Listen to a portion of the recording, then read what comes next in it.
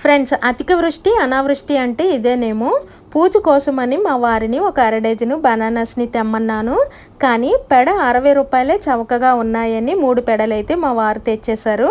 Mangoes అయితే రోజుకి ఎన్నైనా తినేయగలము. బట్ రోజుకి 2-3 పళ్ళు కన్నా బనానాస్ని ఎక్కువగా తినలేము కదా. ఈ బనానాస్ని అన్నీ కూడా ఎలా అయినా కంప్లీట్ చేసేయాలి, లేకపోతే పాడైపోతాయి అని నేను సరేలే అందరికీ 3 పళ్ళు చెప్పున బనానా స్మూతీని చేసేద్దామని బనానాస్తో స్మూతీని అయితే చేసేటానికి రెడీ చేశాను. బనానా స్మూతీని చాలా ఈజీగా సింపుల్గా చేసేసుకోవచ్చును.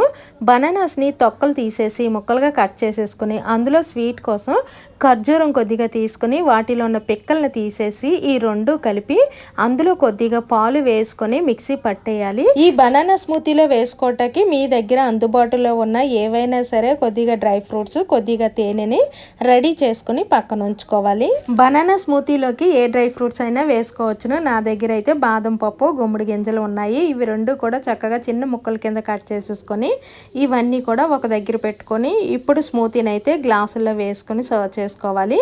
ఇలా స్మూతీని వేసేసుకున్న తర్వాత ఈ డ్రై ఫ్రూట్స్ని పైన వేసుకొని దానిపైన కొద్దిగా తేనె వేసుకొని తింటే చాలా సూపర్గా ఉంటుంది ఈ బనానా స్మూతీ.